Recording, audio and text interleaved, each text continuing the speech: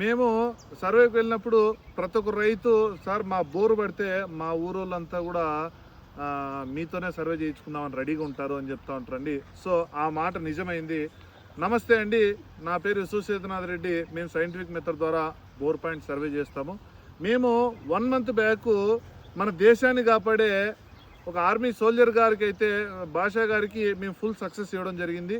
So ఆ section base చేసుకొని వాళ్ళ బ్రదరు ఎస్బిఎం భాష గారికి కూడా సో మొన్న బోర్ వేస్తే వాళ్ళకు కూడా చూడండి దగ్గర దగ్గర 3 ఇంచుల దాకా వాటర్ వస్తూ ఉంటాయి. అయితే ఇక్కడ నేను వీడియో తీయడానికి రీజన్ ఏంటంటే వాళ్ళకి 60 అడుగుల్లో 1.5 నుంచి 2 ఇంచులు నీళ్ళు పడితే సో వాళ్ళు ఏం చేశారంటే సార్ మేము ఇక్కడ ఆపేసేదా మళ్ళీ డెప్త్ ఎందుకు అదే అడిగారు.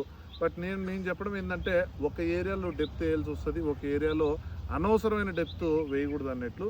సో మేము రికమెండేషన్ అనేది 370 వరకు ఇచ్చాము. 370 నుంచి దగ్గర దగ్గర 500 వరకు ఇచ్చాము. సో వాళ్ళు పైనే వాటర్ పడిపోయాయని చెప్పేసి బోర్ మేము అక్కడ ఆపేసేదా అని చెప్పారు. సో అలా కాదని అని చెప్పేసి మేము ఇచ్చిన మ్యాక్సిమం డెప్త్ వరకు మీరు వెళ్ళాలి.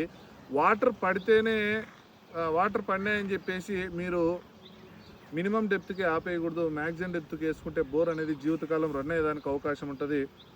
సో ప్రతి ఒక్క రైతు కూడా ఒక జియాలజిస్ట్ ఇచ్చిన రిపోర్ట్ని బేస్ చేసుకొని మినిమం డెప్త్ మ్యాక్సిమం డెప్త్ వరకు వెళ్తే సో బోర్ అనేది జీవితకాలం రన్ అయ్యేదానికి అవకాశాలు చాలా ఎక్కువ ఉంటాయి.